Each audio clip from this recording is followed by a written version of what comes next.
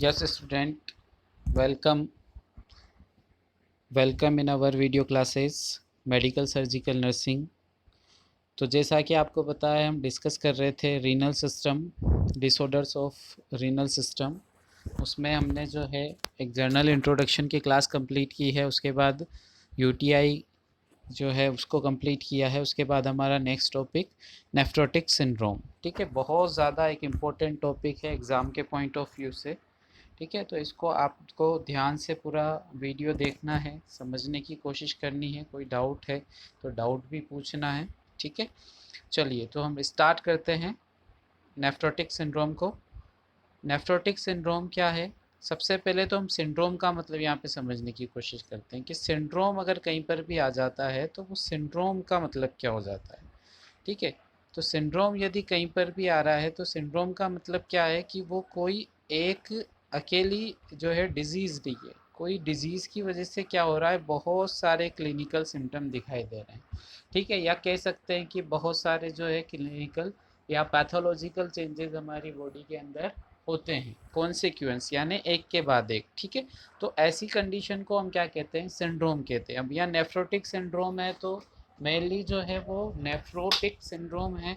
तो मेन जो है कि कंडीशन किस वजह से होगी, प्रॉब्लम कहाँ पर आएगी, नेफ्रॉन के अंदर। ठीक है, कंडीशन जो है अकर को हो रही है, क्लिनिकल कंडीशन अकर हो रही है, तो वो क्यों हो रही है, ताकि नेफ्रॉन की जो प्रॉब्लम है उसकी वजह से क्या होगा कि कहीं ना कहीं जो है कंडीशन बनेगी सिंड्रोम की कंडीशन। ठीक है, तो इसमें प्राइमरी बेस पे क्या होता है, सबसे पहले कि ग्लोमेरुलस इंजरी होती है। ठीक है, कहाँ पर इंजरी होती है, ग्लोमेरुलस इंजरी होती है। और उस इंजरी की वजह से क्या होगा कि एल्बुमिन जो है वो जो नॉर्मली क्या होता है कि रीऑब्जर्व हो जाता है, ब्लड में हमारे रहता है और किडनी से जो है उसको बाहर एक्सक्रीट नहीं किया जाता। बट नेफ्रोटिक सिंड्रोम की कंडीशन में क्या हो जाएगा कि प्रोटीन जो है वो यूरिन के साथ, यानी प्रोटीन यूरिया की कंडीशन बनेगी।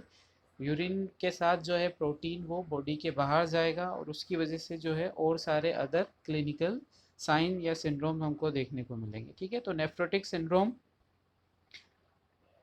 is a clinical disorder characterized by marked increase of protein in the urine, यानी कि protein urea, decrease in albumin in the blood. अब ये जो एल्बुमिन है यानी कि प्रोटीन जो है वो यूरिन से अगर ज़्यादा एक्सक्रीट होगा तो उसकी वजह से क्या होगा कि उसकी डेफिशिएंसी हो जाएगी कहाँ पर, ब्लड के अंदर। उसे हम क्या कहेंगे, हाइपो एल्बुमेनीमिया। ठीक है, तो ये कंडीशन बनेगी। उसके साथ ही एडिमा होगा।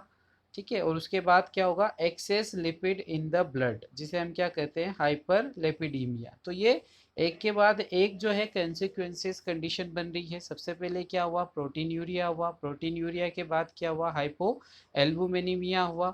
उसके बाद एडिमा, उसके बाद जो है हाइपर लिपिडीमिया। तो ये जो है एक के बाद एक कंसिक्वेंसेस कंडीशन बन रही है। This occur as a consequence of excessive leakage of plasma protein in the urine. तो ये होने का मेन क्या कारण है, excessive leakage of plasma protein in the urine because of increase permeability of glomerulus. ठीक है, तो ऐसा क्यों हो रहा है, क्यों ज़्यादा एक्सेसिव लीकेज हो रहा है प्लाज्मा प्रोटीन का, क्योंकि यूरिन जो है, यूरिन के साथ प्रोटीन लीकेज हो रहा है और इसका कारण है increase permeability of glomerulus capillary membrane. ठीक है, तो ग्लोमेरुलस कैपिलरी मेम्ब्रेन की जो है परमिएबिलिटी वो क्यों इंक्रीज हुई है, उसका हम कारण, अब इटियोलॉजिकल फैक्टर वो डिस्कस करते हैं।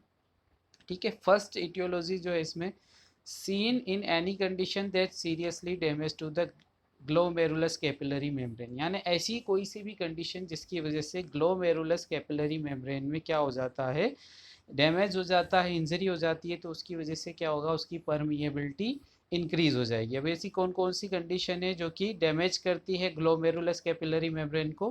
फर्स्ट है क्रोनिक ग्लोमेरुलोनेफ्राइटिस, है ना। ग्लोमेरुलोनेफ्राइटिस क्या है, it is a infectious and inflammatory condition of the glomerulus and nephron. ठीक है, तो वहाँ पर जो है क्रोनिक कंडीशन हो जाएगी अगर इन्फेक्शन और इन्फ्लामेटरी रेस्पॉन्स होगा ग्लोमेरुलस और नेफ्राइटिस के अंदर। तो उसकी वजह से क्या होगा कि ग्लोमेरुलस कैपिलरी मेम्ब्रेन जो है वो डैमेज होगी और उसकी परमिएबिलिटी जो है वो इंक्रीज हो जाएगी। ठीक है, सेकंड कंडीशन यहाँ पर आती है diabetes mellitus. Second condition is diabetes mellitus.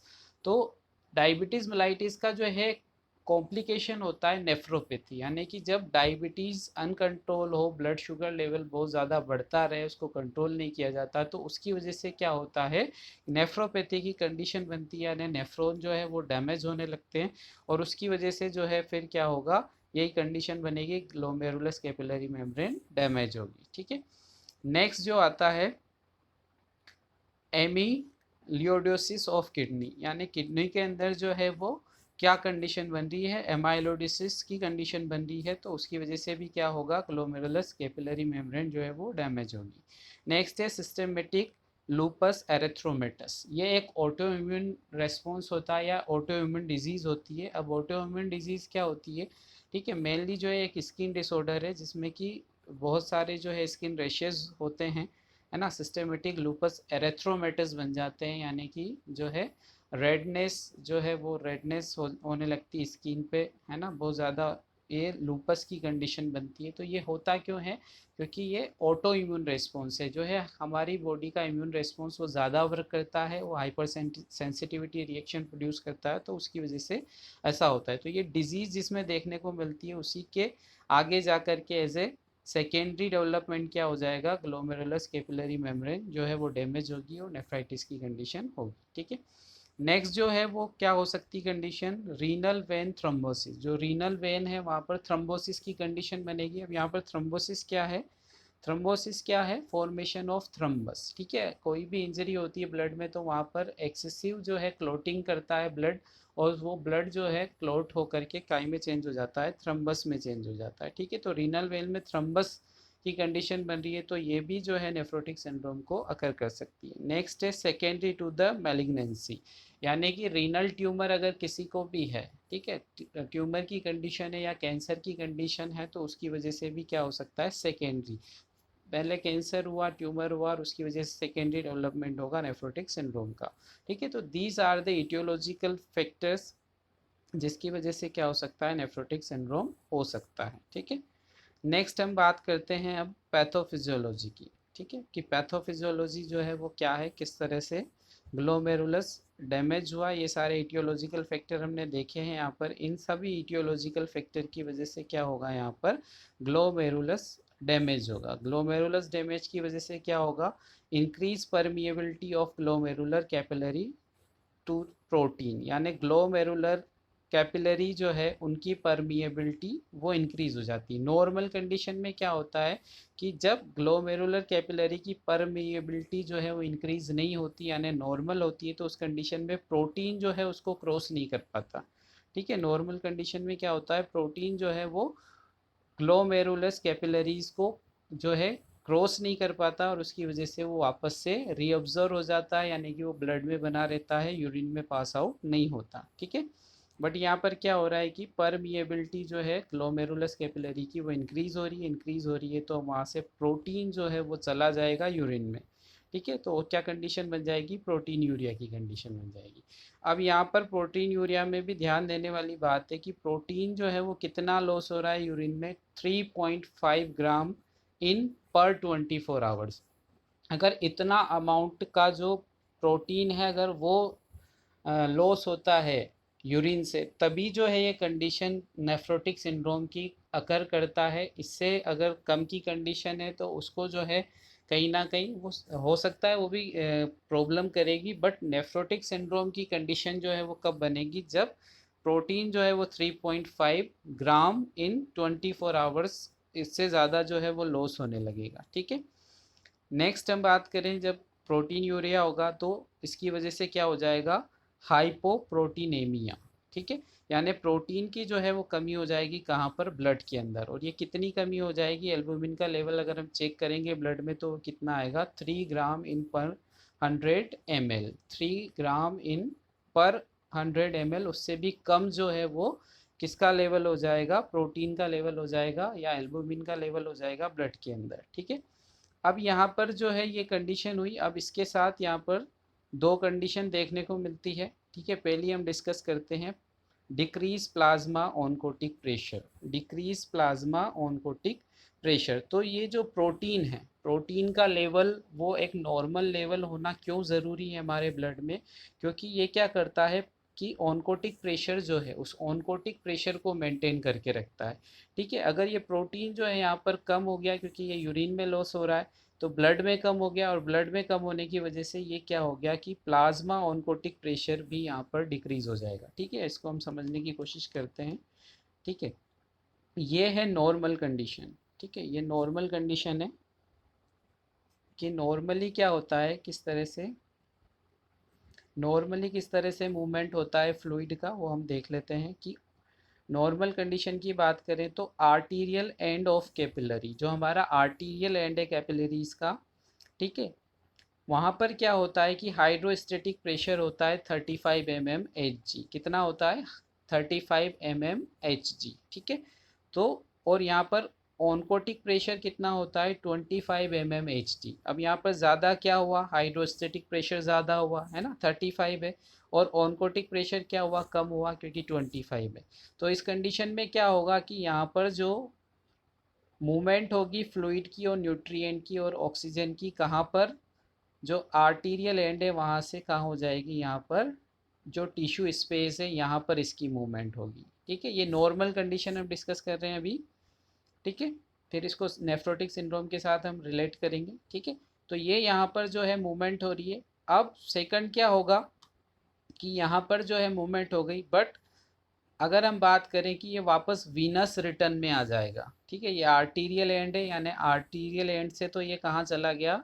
Tissue space में चला गया। ठीक है, बट अब यहाँ से ये वहाँ पर तो नहीं रह सकता, क्योंकि वहाँ पर रह जाएगा तो एडिमा की कंडीशन बनेगी, जो कि नेफ्रोटिक सिंड्रोम में होता है। बट पहले हम नॉर्मल समझ लेते हैं ना। तो नॉर्मल कंडीशन में क्या होगा कि हाइड्रोस्टेटिक प्रेशर कम हो जाएगा। कहाँ पर कम हो जाएगा? वीनस एंड कैपिलरी में, है ना। वीनस एंड कैपिलरी में कितना हो जाएगा? 15 mmHg। 15 mmHg हो जाएगा, यानी कि अब ऑनकोटिक प्रेशर कितना है? 25 mmHg। ये ज़्यादा हो गया, और हाइड्रोस्टेटिक प्रेशर क्या हो गया? कम हो गया। यहाँ पर हाइड्रोस्टेटिक प्रेशर ज़्यादा था, तो इसने जो है मूवमेंट कर दी थी फ्लूइड और न्यूट्रिएंट की और ऑक्सीजन की, कहाँ पर? टिश्यू स्पेस में। बट अब यहाँ पर क्या हो गया? हाइड्रोस्टेटिक प्रेशर कम हो गया, 15 mmHg हो गया, तो वापस से ये मूवमेंट क्या करवाएगा? ये वापस से मूवमेंट करवा देगा इसकी फ्लूइड, न्यूट्रिएंट और ऑक्सीजन की, कहाँ पर? वीनस कैपिलरीज में। वीनस कैपिलरी में आ गया, यानी वापस कहाँ आ गया? ब्लड के अंदर आ गया। ठीक है, अगर कुछ पार्ट जो है वो कहाँ पर चला जाता है? लिम्फेटिक कैपिलरीज में भी चला जाता है, तो ये वापस से लिम्फेटिक कैपिलरी से होता हुआ वापस कहाँ आ जाएगा? वीनस कैपिलरी में आ जाएगा। ठीक है, तो इस तरह से ये नॉर्मल मैकेनिज्म होती है कि फ्लूइड जो है वो किस तरह से जो है आर्टीरियल एंड से जाता है, टिश्यू स्पेस में जाता है, और वहाँ से वापस कहाँ जाता है? वीनस कैपिलरीज में। तो ये नॉर्मल कंडीशन है। बट अब यहाँ नेफ्रोटिक सिंड्रोम की हम बात कर रहे थे, तो यहाँ क्या हो गया? Plasma oncotic pressure, plasma oncotic pressure है जो वो डिक्रीज हो गया। अब प्लाज्मा ऑनकोटिक प्रेशर डिक्रीज होकर के कितना हो जाएगा? ये जो 25 mmHg है, ये 25 mm ऑफ Hg ये डिक्रीज होकर के 15 mm ऑफ Hg से कम हो जाएगा। कितना हो जाएगा? 15 mm ऑफ Hg से कम हो जाएगा, यानी कि यहाँ पर हाइड्रोस्टेटिक प्रेशर, चाहे वो आर्टीरियल एंड में हो चाहे वो वीनस एंड ऑफ कैपिलरी में हो, वो क्या हो जाएगा? हाइड्रोस्टेटिक प्रेशर ज़्यादा हो जाएगा, और इस वजह से जो ये मूवमेंट हो रहा है फ्लूइड, न्यूट्रिएंट और ऑक्सीजन का, ठीक है, ये मूवमेंट जो है वो कहाँ पर होगा? ब्लड से कहाँ पर हो जाएगा? टिश्यू स्पेस में। ठीक है, अब टिश्यू स्पेस में हो जाएगा, बट ये रिटर्न नहीं आ पाएगा, क्योंकि यहाँ पर हाइड्रोस्टेटिक प्रेशर जो है कम था नॉर्मल कंडीशन में, और ऑनकोटिक प्रेशर ज़्यादा था। बट ऑनकोटिक प्रेशर जो है वो कम हो जाएगा नेफ्रोटिक सिंड्रोम की कंडीशन में। ठीक है, नेफ्रोटिक सिंड्रोम की कंडीशन में क्या हो जाएगा कि ये जो है वापस से ये यहाँ पर 15 mm ऑफ Hg इससे भी कम हो जाएगा ऑनकोटिक प्रेशर। तो उस वजह से जो है एक्सचेंज जो होगा वो क्या होगा? फ्लूइड का वो कहाँ पर होगा? टिश्यू स्पेस में होगा, और इसकी वजह से एडिमा की कंडीशन बनेगी। ठीक है, तो डिक्रीज प्लाज्मा ऑनकोटिक प्रेशर। ठीक है, इसकी वजह से क्या होगा? Fluid escape into the tissue. ठीक है, और जब वो फ्लूइड एस्केप होगा टिश्यू के अंदर, जो हमने अभी डिटेल में समझ लिया है किस तरह से होगा, तो यहाँ पर ओडिमा की कंडीशन बन जाएगी। ठीक है, तो यह आपको समझ में आ गया होगा ठीक से पूरा मैकेनिज्म क्या है। ठीक है। अब यहाँ पर डिक्रीज प्लाज्मा ऑनकोटिक प्रेशर, ये एक कंडीशन थी, डायरेक्ट फ्लूइड स्केप हो रहा है, रिटेंड हो रहा है और उसकी वजह से एडिमा हो रहा है। अब सेकंड कंडीशन क्या बन रही है कि डिक्रीज प्लाज्मा ऑनकोटिक प्रेशर, जब प्लाज्मा ऑनकोटिक प्रेशर जो है वो डिक्रीज हो रहा है तो उसके साथ ही क्या डिक्रीज होगा, यहाँ पर decrease plasma volume, decrease plasma volume. अब ब्लड का जो वॉल्यूम है वो, क्योंकि फ्लूइड कहाँ जा रहा है, टिश्यू के अंदर जा कर के रिटेंड हो रहा है, ठीक है। उसमें यहाँ पर नॉर्मल कंडीशन में तो क्या हो रहा था, वीनस एंड कैपिलरी में रिटर्न हो रहा था, बट यहाँ पर नेफ्रोटिक सिंड्रोम हो गया, उसके वजह से क्या हो रहा है कि ये रिटर्न नहीं हो पा रहा है, यानी कि जो ये वीनस रिटर्न है ये क्या है, ये नहीं हो पा रहा है। और नहीं हो पाने की वजह से क्या होगा, अब प्लाज्मा जो वॉल्यूम है वो डिक्रीज हो जाएगा, ब्लड प्लाज्मा वॉल्यूम डिक्रीज होगा, तो उसकी वजह से क्या हो जाएगा, डिक्रीज ग्लोमेरुलस फिल्ट्रेशन रेट, यानी जीएफआर जो है वो भी डिक्रीज हो जाएगी। वो डिक्रीज होगी तो किडनी जो है वो क्या करेगी, एल्डोस्टेरोन के सिक्रीशन को इंक्रीज करेगी, ठीक है। एल्डोस्टेरोन जो है वो किडनी से रिलीज होने वाला हार्मोन है, तो वो हार्मोन जो है वो रिलीज हो जाएगा। वो हार्मोन रिलीज होगा तो इस हार्मोन का क्या काम होता है, सोडियम और वाटर का रीअब्जॉर्प्शन बढ़ा देना, ठीक है। तो ये सोडियम को और वाटर को जो है ज़्यादा रीअब्जॉर्व करेगा और उसकी वजह से फिर से क्या होगा, फ्लूइड रिटेंशन होगा, और फ्लूइड रिटेंशन की वजह से फिर क्या हो जाएगा, एडिमा हो जाएगा, ठीक है। तो ये मैकेनिज्म आपको ठीक है समझ में आया होगा, दोबारा एक बार रिवाइज कर लेते हैं हम इसको, ठीक है। ग्लोमेरुलस डैमेज हुआ, ठीक है, जो भी कॉजेज हमने ऊपर डिस्कस किए हैं उनकी वजह से ग्लोमेरुलस डैमेज हुआ, उसकी वजह से परमेबिलिटी जो है ग्लोमेरुलस कैपिलरीज की वो इंक्रीज हो गई, उसकी इंक्रीज होने की वजह से क्या होगा, प्रोटीन जो है वो क्रॉस कर जाएगा, ठीक है, ग्लोमेरुलस कैपिलरीज को क्रॉस करके यूरिन में आ जाएगा, ठीक है, प्रोटीन यूरिया की कंडीशन बनेगी, ठीक है। प्रोटीन का लॉस होगा 3.5 ग्राम से ज़्यादा, तो उसकी वजह से उसकी कमी हो जाएगी, कहाँ पर, ब्लड में, कंडीशन क्या बनेगी, हाइपोप्रोटीनीमिया की कंडीशन बनेगी, ठीक है। ये कंडीशन बनने की वजह से क्या होगा यहाँ पर कि प्लाज्मा ऑनकोटिक प्रेशर जो है वो डिक्रीज हो जाएगा, क्योंकि ये जो है प्रोटीन, इसका बहुत ज़्यादा इंपॉर्टेंट रोल है प्लाज्मा ऑनकोटिक प्रेशर को मेंटेन करने के लिए, ठीक है। तो जब अब ब्लड के अंदर जब प्रोटीन नहीं बचा तो वो प्लाज्मा ऑनकोटिक प्रेशर ऑटोमेटिकली क्या हो रहा है, डिक्रीज हो रहा है, ठीक है। डिक्रीज होने की वजह से अब यहाँ प्राइमरी तो डायरेक्टली क्या हो रहा है, फ्लूइड एस्केप हो रहा है कहाँ, इनटू द टिश्यू, और उससे की वजह से भी एडिमा होगा। दूसरी कंडीशन क्या बनेगी कि प्लाज्मा वॉल्यूम कम हुआ, उसकी वजह से जीएफआर कम हुआ, और वो क्या करेगा, एल्डोस्टेरोन को सिक्रीशन करेगा, ये कंपनसेटरी मैकेनिज्म है। जब भी जो है वो प्लाज्मा वॉल्यूम कम होता है, जीएफआर कम होता है, तो कंपनसेटरी मैकेनिज्म के कारण से क्या होता है कि किडनी से एल्डोस्टेरोन जो है वो उसका सिक्रीशन इंक्रीज हो जाता है, ठीक है। तो इसका सिक्रीशन इंक्रीज होगा। अब इसका जो फंक्शन है वो क्या है कि ये होल्ड करने का काम करेगा सोडियम को और वाटर को, ठीक है। तो सोडियम और वाटर को जब ये होल्ड करने का काम करेगा तो उसकी वजह से वापस क्या होगा, फ्लूइड रिटेंशन होगा, फ्लूइड रिटेंशन होगा तो क्या करेगा, वापस एडिमा को बढ़ाएगा, ठीक है।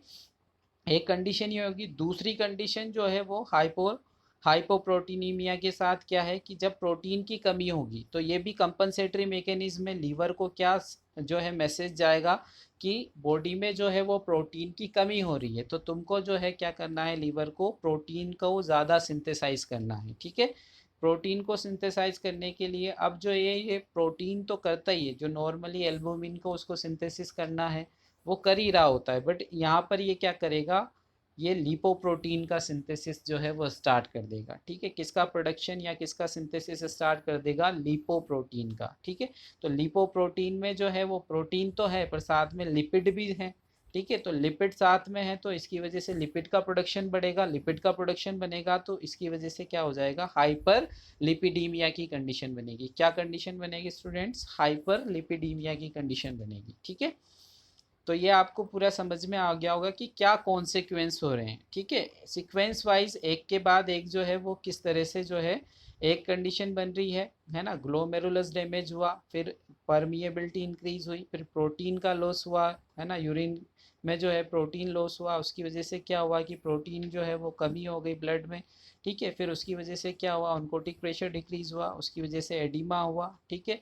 और साथ ही साथ जो है कंपनसेटरी मैकेनिज्म जो है उससे सिंथेसिस स्टार्ट हो गया लिपोप्रोटीन का लीवर में, और वो जो है हाइपर लिपिडीमिया की कंडीशन को बढ़ाएगा। और हाइपर लिपिडीमिया, लिपिड ज़्यादा बढ़ेगा तो वो जो है किसकी कंडीशन को बढ़ाता है, कहीं ना कहीं एथेरोस्क्लेरोसिस की कंडीशन को बढ़ाता है, ठीक है। जो कि हम पढ़ चुके हैं पहले कार्डियक डिसऑर्डर में, हमने उसको समझने की कोशिश करी थी, ठीक है।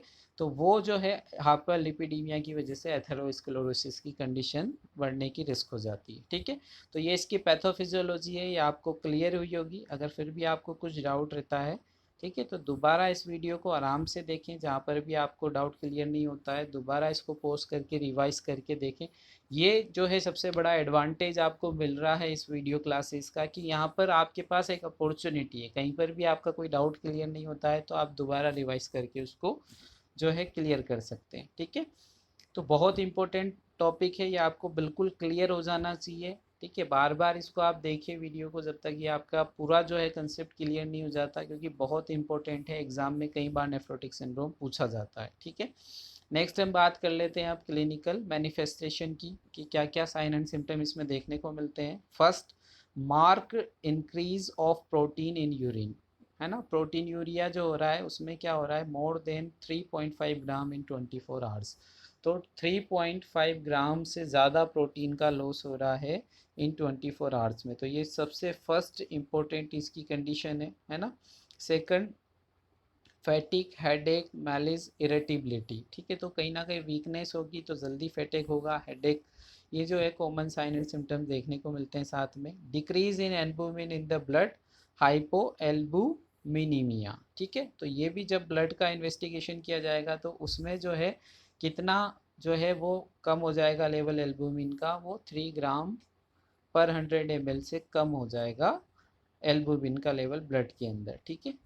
नेक्स्ट जो है वो सिम्टम्स क्या देखने को मिलते हैं हम, insidious onset of pitting dependent edema, periorbital edema and ascites, weight gain, ठीक है। तो क्या हो रहा है, एडिमा की कंडीशन तो हो रही है। तो पहली बात तो ओवरऑल बॉडी में एडिमा होता है, जर्नलाइज्ड एडिमा कहते हैं, पर ये स्टार्टिंग कहाँ से होता है, ठीक है, पिटिंग एडिमा। यानी पिटिंग एडिमा की बात करें तो ये एक्सट्रीमिटीज़ में जो है एडिमा ज़्यादा देखने को मिलता है। और पेरी ऑर्बिटल, पेरी ऑर्बिटल यानी हमारा फेस, जो आइज है, आइज की जो सराउंडिंग कैविटी है, ठीक है, वो एरिया क्या कहलाता है, पेरी ऑर्बिटल एरिया कहलाता है, ठीक है। क्या, आइज की सराउंडिंग का एरिया क्या कहलाता है स्टूडेंट, पेरी ऑर्बिटल एरिया कहलाता है। और वहाँ पर जो है एडिमा ज़्यादा देखने को मिलता है, या कह सकते हैं कि अर्ली स्टेज जो है नेफ्रोटिक सिंड्रोम जब होता है तो पहले जो एडिमा देखने को मिलेगा वो कहाँ देखने को मिलेगा हमको, पेरी ऑर्बिटल एरिया में, यानी फेस पर, आइस के सराउंडिंग में।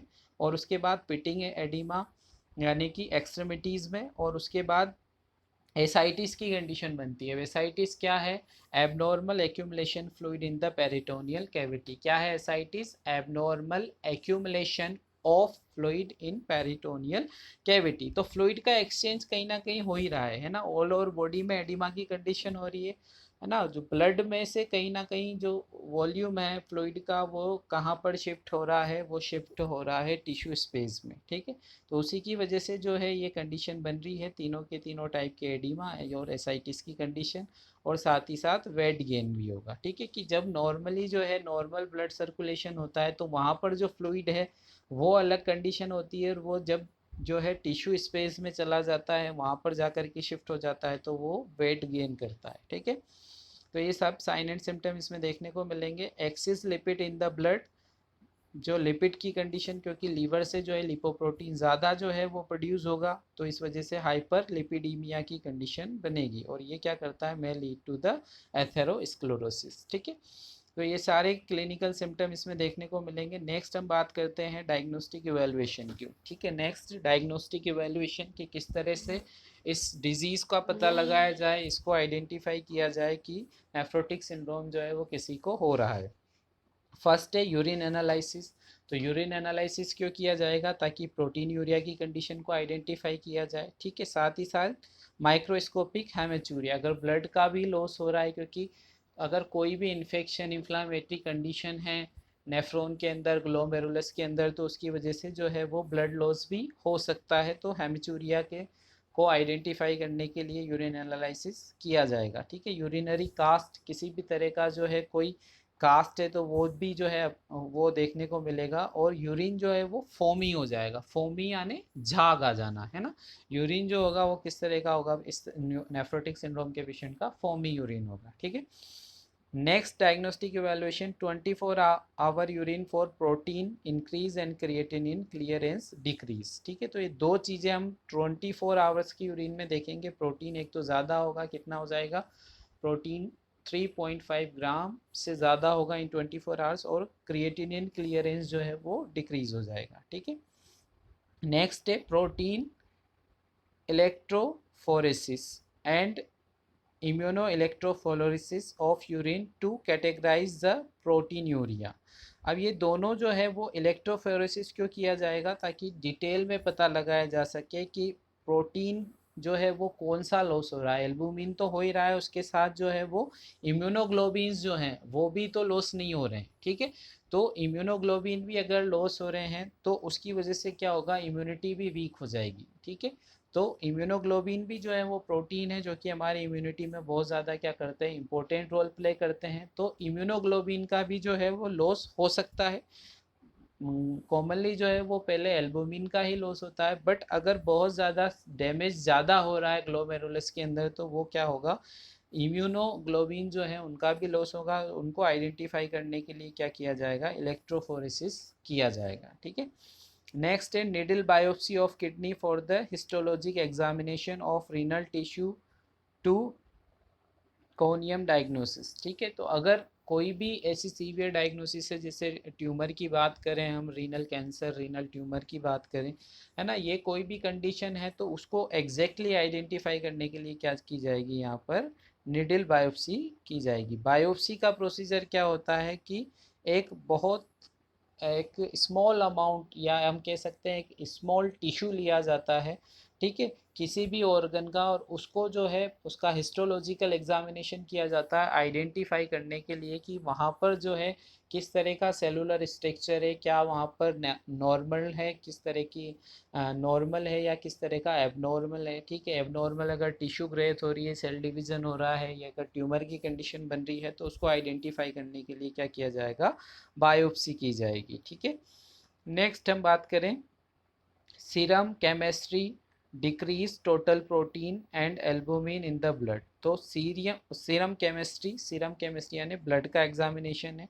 तो ब्लड में क्या हो रहा है, यहाँ पर प्रोटीन की कमी हो रही है, एल्बुमिन की कमी हो रही है। ठीक है, increase triglyceraldehyde and the altered lipid profile. तो लिपोप्रोटीन जो है वो ज़्यादा उसका प्रोडक्शन हो रहा है लीवर से, है ना, लिपोप्रोटीन का ज़्यादा प्रोडक्शन हो रहा है, तो उसकी वजह से क्या हो रहा है कि कहीं ना कहीं क्रिएटिनिन जो है वो इंक्रीज़ हो रहा है, ट्राइग्लाइसैल्डिहाइड जो है वो इंक्रीज़ हो रहे हैं, और साथ ही साथ लिपिड जो है वो इंक्रीज़ होगा। ठीक है, तो ये सब हमको किस में पता चलेगा, जब ब्लड का सीरम केमिस्ट्री एग्जामिनेशन किया जाएगा। ठीक है, या लिपिड प्रोफाइल करवाया जाएगा।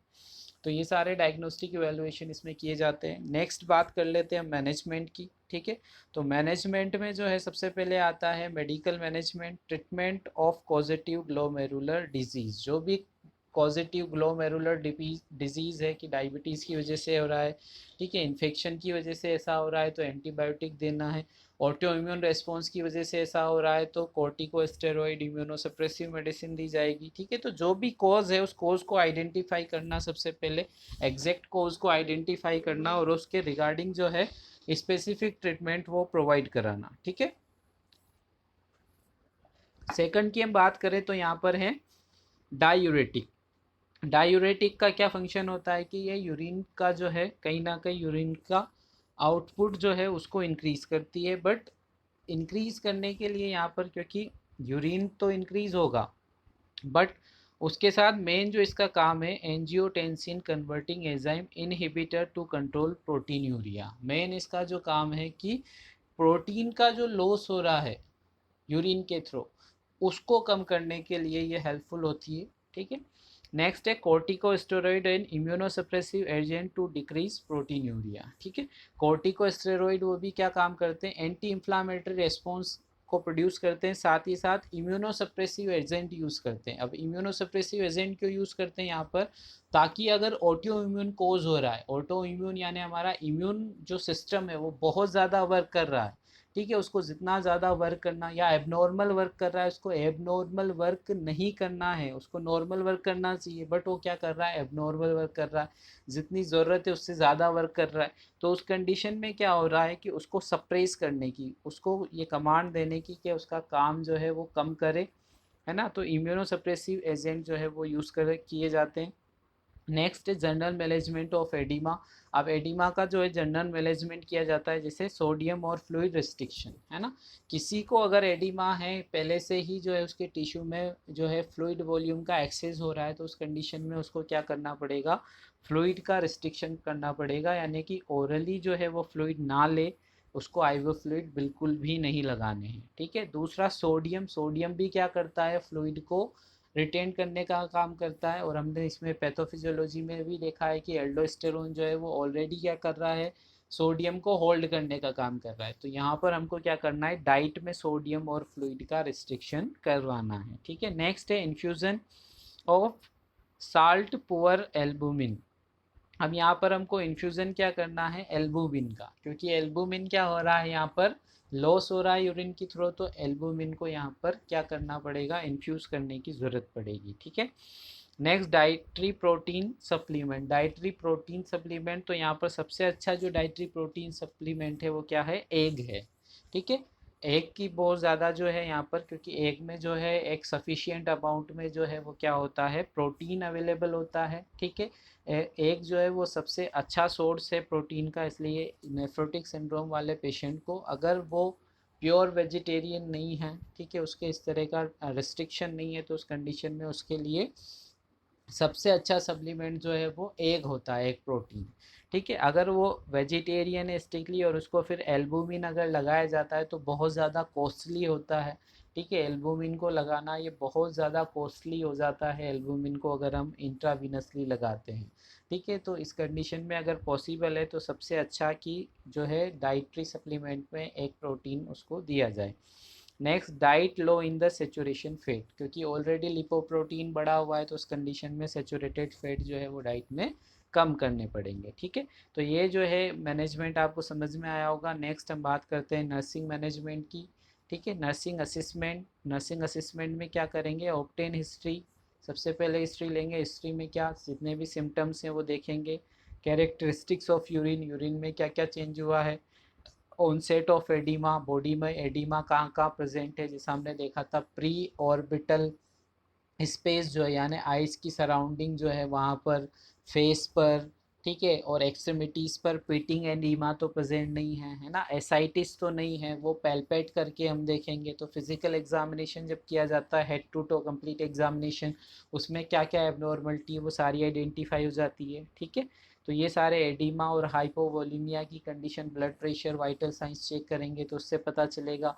वेट का मेज़रमेंट करेंगे तो कहीं ना कहीं अगर उसको अपना वेट पता है पहले का, तो वो उससे कंपेयर करके देखेंगे तो उसका वेट जो है वो बढ़ा हुआ आएगा, ठीक है। Assist vital science, vital science daily देखना है क्या उसमें कम ज़्यादा हो रहा है, ठीक है। इनटेक आउटपुट चार्टिंग बहुत ज़्यादा इंपॉर्टेंट है, क्योंकि इससे पता चलता है कि आउटपुट कितना आ रहा है, इनटेक कितना ले रहा है पेशेंट, ठीक है। अगर इनटेक जो है वो हमेशा क्या होना चाहिए, वो इनटेक ज़्यादा होना चाहिए, आउटपुट जो है वो हमेशा कम होता है, बट उसके बीच का डिफरेंस बहुत ज़्यादा नहीं होना चाहिए। अगर बहुत ज़्यादा डिफरेंस आ रहा है, यानी इनटेक सपोज करो किसी का 2 लीटर है और आउटपुट जो है उसका 500 ml है, तो उस कंडीशन में उसका इनटेक कम करने की ज़रूरत है, ठीक है। उसका इंटेक जो है वो बिल्कुल डिक्रीज़ कर दिया जाएगा, 1 लीटर से कम उसको इंटेक रिस्ट्रिक्ट करने की ज़रूरत पड़ जाएगी, अगर आउटपुट भी उसका उसी तरह से कम आ रहा है तो, ठीक है। तो ये सारे के सारे नर्सिंग असिस्मेंट करना ज़रूरी है। अब यहाँ पर हम इम्पोर्टेंट नर्सिंग डायग्नोसिस देख लेते हैं क्या बनेगी। First, risk for deficient fluid volume related to disease process. अब यहाँ पर डेफिशिएट फ्लूइड वॉल्यूम हो रहा है, ठीक है, तो इस वजह से क्या होगा, कहीं ना कहीं जो फ्लूइड वॉल्यूम कम होगा तो उसकी वजह से क्या होगा, इनएडिक्वेट टिश्यू परफ्यूज़न होगा, ठीक है। Inadequate tissue perfusion to the kidney, चाहे तो आप इसको इस तरह से भी लिख सकते हैं, ठीक है, inadequate tissue perfusion to the kidney related to deficient fluid volume. ठीक है, ये दोनों एक ही बात है। तो यहाँ पर मेन गोल जो होगा हमारा to decrease edema and to maintain circulatory volume, to decrease edema and to maintain circulatory volume. ठीक है, तो इसके लिए क्या इंटरवेंशन करेंगे? First, monitor daily weight, intake output charting and urine specific gravity, ये सब हमको डेली इसको मॉनिटर करना पड़ेगा। Next, monitor CVP if indicated. ठीक है, सेंट्रल वीनस प्रेशर, क्योंकि सेंट्रल वीनस प्रेशर क्या आ रहा है, कई बार जो है ये डिक्रीज़ कर जाता है। ठीक है, तो उसको आइडेंटिफाई करना ज़रूरी है। वाइटल साइंस जो है orthostatic blood pressure. Orthostatic blood pressure क्या होता है कि जब भी एडिमा की कंडीशन होती है बॉडी के अंदर, तो एक इंडिविजुअल जो है वो नॉर्मली रेस्ट कर रहा है। ठीक है, सपोज वो बेड पर रेस्ट कर रहा है, सडनली जो है वो स्टैंडिंग पोजीशन में आ जाता है और उसको जो है कहीं ना कहीं चक्कर आ जाते हैं। ठीक है, क्यों? क्योंकि उसका जो है ब्लड प्रेशर जो है वो ब्लड प्रेशर के अंदर चेंज हो जाते हैं। ये इस तरह का ब्लड प्रेशर के अंदर चेंज होना क्या कहलाता है? ऑर्थोस्टेटिक ब्लड प्रेशर कहलाता है। ठीक है, तो ये सब कंडीशन जो है देखने को मिल सकती हैं। नेक्स्ट जो है मॉनिटर करना है heart rate to detect hypovolemia. जब भी हाइपोवोलेमिया होगा तो उसकी वजह से हार्ट रेट जो है वो क्या, किस तरह से उसमें इन्फ्लेक्शन आएगा, ठीक है, अल्ट्रेशन आएगा, वो हमको यहाँ पर मॉनिटर करना है। Next, monitor serum blood urea nitrogen and creatinine to assist the renal function. ठीक है, ब्लड यूरिया नाइट्रोजन का लेवल जो है वो इंक्रीज़ हो जाएगा, क्रिएटिनिन का लेवल इंक्रीज़ हो जाएगा, क्योंकि ये जो है वेस्ट प्रोडक्ट है। ठीक है, अगर रीनल का फंक्शन नॉर्मल होता है तो यूरिन आउटपुट के साथ जो है ये निकल जाते हैं और इसकी वजह से इनका लेवल मेंटेन रहता है। बट यहाँ पर क्या होगा, यूरिन आउटपुट कम होगा। ठीक है, इस वजह से क्या होगा कि ब्लड यूरिया नाइट्रोजन और क्रिएटिनिन का लेवल इंक्रीज हो जाएगा। नेक्स्ट, एडमिनिस्टर डायूरेटिक और immunosuppressive agent as prescribed and evaluate patient response. ठीक है, तो डायूरेटिक और इम्यूनोसप्रेसिव मेडिसिन जो है वो एडमिनिस्टर करेंगे और देखेंगे उनका क्या इफेक्ट हो रहा है, पेशेंट को कितना वो फ़ायदा कर रहे हैं। Next, infuse IV albumin as order. ठीक है, तो अगर ऑर्डर किया जा रहा है IV एल्बुमिन को, यानी इंट्रावीनस इन्फ्यूज़न के लिए एडवाइस किया गया है एल्बुमिन को, तो उसको इंट्रावीनसली एडमिनिस्टर करना है। ठीक है, नेक्स्ट है encourage bed rest for a few days to help mobilize edema. However, some ambulation is necessary to reduce risk of thromboembolic complication. ठीक है, तो इस कंडीशन में जबकि ब्लड वॉल्यूम कम हो रहा है, ठीक है, ब्लड वॉल्यूम कम हो रहा है, तो उस कंडीशन में जो एक रिस्क बढ़ जाती है, कहीं ना कहीं थ्रम्बो एम्बोलिक की कंडीशन जो है वो बढ़ जाती है। ठीक है, तो उसको प्रिवेंट करने के लिए क्या होगा, एक पेशेंट का एम्बुलेशन। एम्बुलेशन का मतलब है कि बेड से उसको मूवमेंट करानी है, उसको वॉकिंग करानी है, जितना उसको पॉसिबल है उसको सपोर्ट देना है। ठीक है, ऐसा नहीं है अकेला उसको बोल दिया कि आप वॉकिंग के लिए चले जाओ। ठीक है, हमेशा पेशेंट के साथ जाना है, जितना उसके साथ पॉसिबल हो सके उसको एम्बुलेट कराते रहना है, ताकि जो है थ्रम्बो एम्बोलिज्म की जो कॉम्प्लिकेशन है उसकी रिस्क को मिनिमाइज किया जा सके। ठीक है, next, enforce mild to moderate sodium and fluid restriction if oedema is severe, provide a high protein diet. ठीक है, तो क्या करना है, mild to moderate sodium fluid restriction है ना, इसमें माइल्ड टू मॉडरेट लिखा हुआ है, बट ऐसे पेशेंट को जिसको कि नेफ्रोटिक सिंड्रोम की कंडीशन है उसको सजेस्ट किया जाए कि वो सोडियम बिल्कुल भी ना ले, साल्ट बिल्कुल भी ना ले, डाइट में जितना वो पॉसिबल है उसके लिए छोड़ना। अगर वो बिल्कुल स्ट्रॉन्गली मोटिवेट होकर के अगर सोडियम और फ्लूइड का रिस्ट्रिक्शन करता है तो ये बहुत ज़्यादा उसको हेल्पफुल है, उसको एडिमा से रिकवर करने के लिए। ठीक है, तो ये उसको बताना है। साथ ही provide a high protein diet. High protein diet यानी क्या है, एग जो है, एग प्रोटीन उसको उसको अगर वो ले सकता है, प्योर वेजिटेरियन नहीं है तो उसको जो है हाई प्रोटीन डाइट वो एडवाइस करनी है। ठीक है, नेक्स्ट, सेकंड नर्सिंग डायग्नोसिस की हम बात करें तो risk for infection related to treatment with immunosuppressive agent. ठीक है, रिस्क फॉर इन्फेक्शन है वो बढ़ रहा है, इन्फेक्शन की रिस्क क्यों?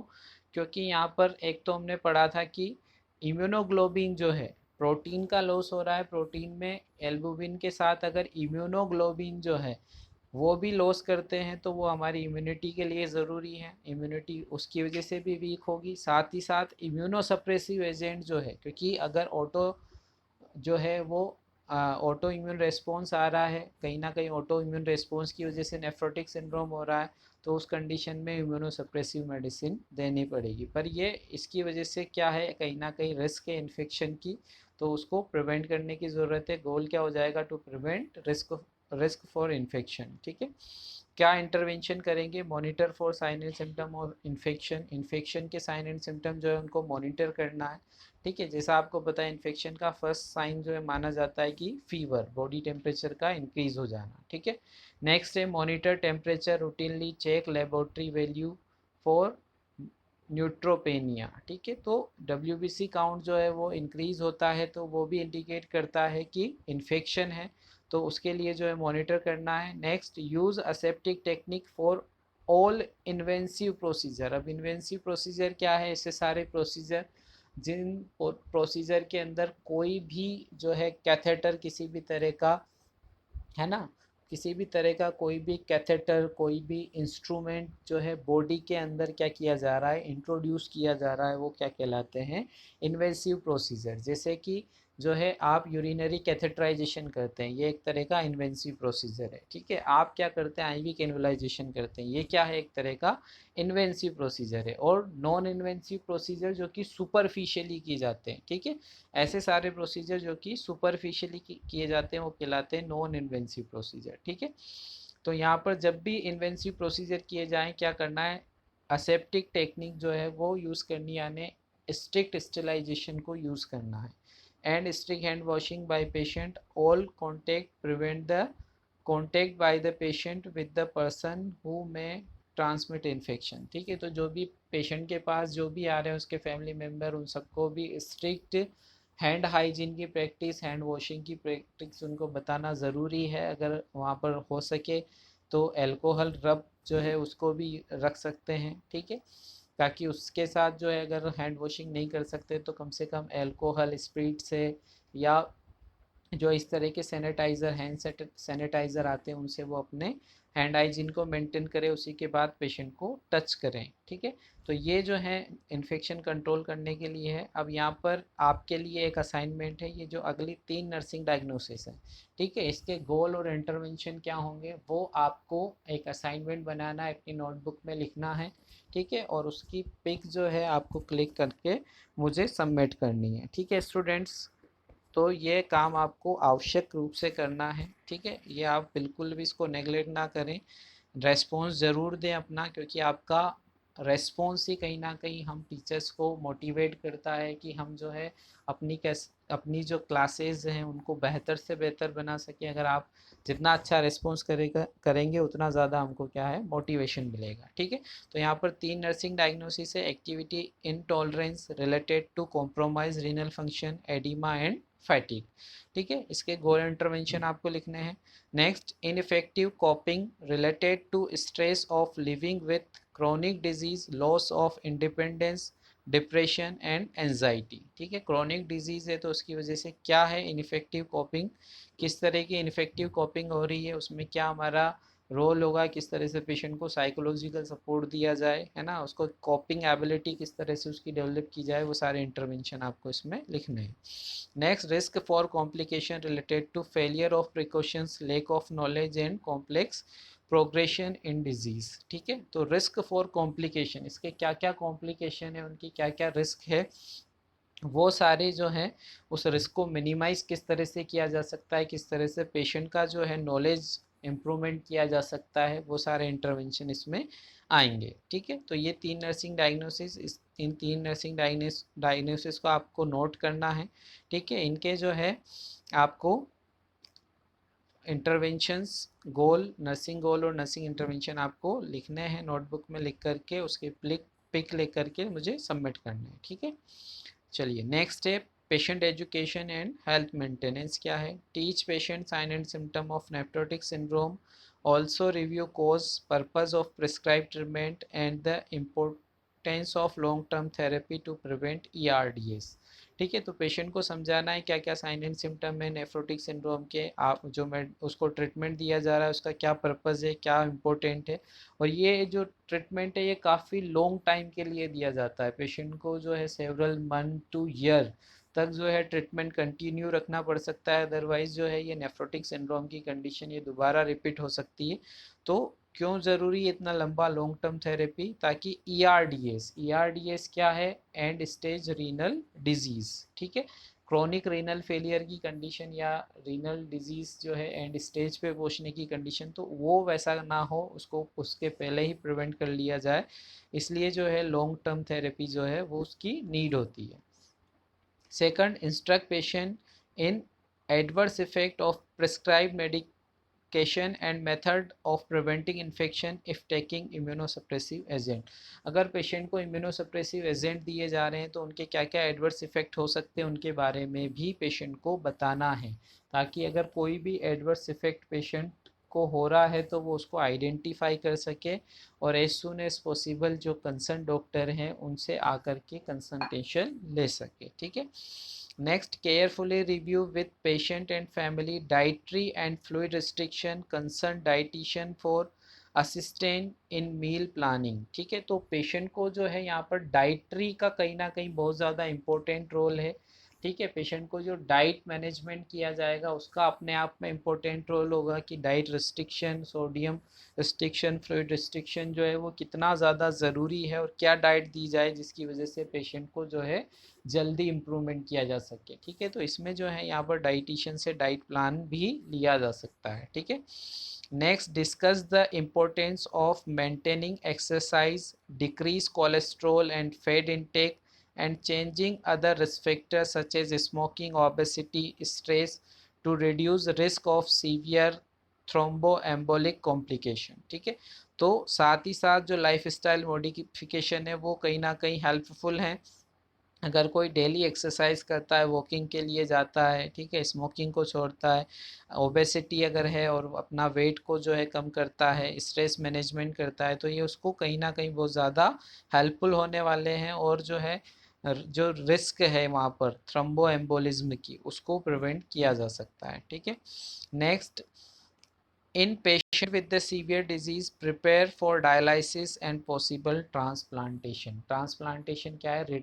रीनल ट्रांसप्लांटेशन या किडनी ट्रांसप्लांटेशन यहाँ पर किया जाएगा। ऐसे पेशेंट जिनको कि इम्प्रूवमेंट नहीं हो रहा है, सारा मेडिकेशन, सारा मैनेजमेंट वो एक तरह से जो है वो इम्प्रूव नहीं कर पा रहा है, तो उस कंडीशन में पेशेंट को डायलिसिस की ज़रूरत पड़ सकती है क्योंकि उसका रीनल फंक्शन इम्पेयरमेंट हो रहा है, तो उस कंडीशन में डायलिसिस उसका किया जाए, ठीक है। या अगर पॉसिबल है तो उसकी किडनी का ट्रांसप्लांटेशन किया जाए। अगर कोई किडनी डोनर उसको मिल जाता है, फैमिली में अगर कोई किडनी डोनर उसको अवेलेबल हो जाता है, तो उस कंडीशन में जो है उसका अगर फाइनेंशियल सपोर्ट स्ट्रॉन्ग है तो उस कंडीशन में उसको रीनल ट्रांसप्लांटेशन भी किया जा सकता है, ठीक है, जो कि परमानेंट मैनेजमेंट हो जाएगा, ठीक है। तो ये सारे की सारी जो है हेल्थ एजुकेशन उसको बताने हैं। अब यहाँ पर हम कॉम्प्लिकेशन देखते हैं कि क्या क्या कॉम्प्लिकेशन हो सकते हैं डिजीज़ की वजह से। फर्स्ट, हाइपोवोलीमिया, यानी कि वॉल्यूम जो है वो बहुत कम हो सकता है। हाइपोवोलीमिया की कंडीशन हो सकती है जिसकी वजह से पेशेंट जो है वो हाइपोवोलेमिक शॉक में जा सकता है। Next, thromboembolic complication such as renal venous thrombosis, venous and arterial thrombosis in extremities, pulmonary embolism, coronary artery thrombosis, cerebral artery thrombosis, ठीक है। तो इनमें से मैक्सिमम जो है थ्रोम्बोसिस की कंडीशन और जो एम्बोलिज्म की कंडीशन है वो हम डिस्कस कर चुके हैं रेस्पिरेटरी वाली यूनिट में, ठीक है। तो आप वहाँ पर अगर आपको कोई टर्म नहीं समझ में आ रही हो तो अपना रेस्पिरेटरी यूनिट जो है वो रिवाइज करके इनको क्लियर कर सकते हैं। Next, altered drug metabolism due to the decrease in plasma protein, ठीक है। तो प्लाज्मा प्रोटीन जो है वो डिक्रीज हो रहा है क्योंकि वो यूरिन में लॉस हो रहा है, तो ब्लड में कम हो रहा है, और इसकी वजह से क्या होगा कि जो ड्रग मेटाबॉलिज्म है, यानी पेशेंट को जो भी ड्रग दी जाएगी उनका मेटाबॉलिज्म भी कहीं ना कहीं अल्टर्ड होगा, क्योंकि ड्रग मेटाबॉलिज्म का जो फंक्शन है या जो वर्क है, जो मेटाबॉलिज्म होता है वो किसके कारण होता है? किडनी के कारण होता है। किडनी से ही उसका जो है प्रॉपर मेटाबॉलिज्म होता है, पर यहाँ पर किडनी अपना नॉर्मल फंक्शन नहीं कर पा रही है, इसलिए उसका जो मेटाबॉलिज्म है, ड्रग का जो मेटाबॉलिज्म है वो क्या हो जाएगा? अल्टर्ड हो जाएगा, ठीक है। नेक्स्ट बात कर लेते हैं progression to the end stage renal failure, ठीक है। नेफ्रोटिक सिंड्रोम अगर कंटिन्यूस रहता है, अनट्रीटेड रहता है, अनमैनेज रहता है, ठीक है, या उसका कंटिन्यूस प्रोग्रेशन होता है तो वो आगे जा कर के क्या कर सकता है, एंड स्टेज रीनल फेलियर यानी कि किडनी फेलियर की कंडीशन बन सकती है, बिल्कुल ही कंप्लीटली डैमेज हो सकती है किडनी, और उसकी वजह से सीवियर कॉम्प्लिकेशन हो सकते हैं। ठीक है, तो अगर ERDS की कंडीशन बनती है तो उस कंडीशन में फिर यहाँ पर जो है दो ही ऑप्शन होते हैं, है ना। एक तो क्या होगा, रूटीनली डायलिसिस, है ना, एक रूटीन इंटरवल के बाद डायलिसिस कराया जाए या फिर ट्रांसप्लांटेशन करवाया जाए। ठीक है, तो ये सब कुछ जो है नेफ्रोटिक सिंड्रोम के बारे में हमारा लेक्चर था। आपको जो है समझ में आया होगा। कोई भी डाउट है आप बिल्कुल फ्री हैं, डाउट आप पूछ सकते हैं, जितने डाउट आपको आएंगे आप उनको क्लियर कीजिए। अगर कोई आपको नहीं समझ में आता है, कोशिश करिए कि इसको वीडियो को एक से ज़्यादा बार देखिए, 2 3 बार 4 बार, जितना आप देख सकते हैं उतना देखिए। ठीक है, समझने की कोशिश कीजिए और अपना जो असाइनमेंट है वो ज़रूर कंप्लीट कीजिएगा। ठीक है, जो भी नर्सिंग डायग्नोसिस आपको बताई गई है उनके गोल और इंटरवेंशन आप मुझे ज़रूर सबमिट कीजिएगा। ठीक है, और आप जो है इसकी PDF फाइल जो है वो यहाँ पर भी मैं आपको डाल दूँगा ग्रुप में, या आप टेलीग्राम जो है वो ज्वाइन करके वहाँ से भी डाउनलोड कर सकते हैं। Thank you.